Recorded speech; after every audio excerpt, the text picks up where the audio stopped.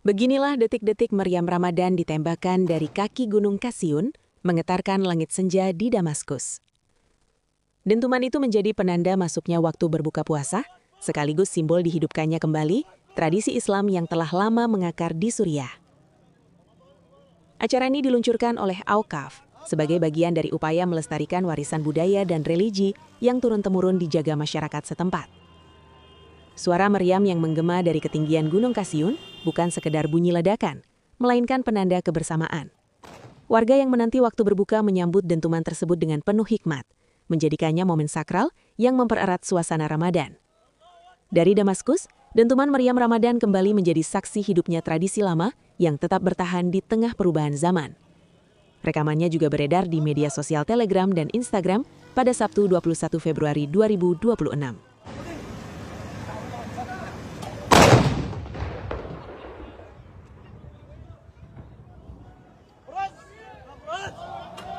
Allahu Akbar! Allahu Akbar! Allahu Akbar!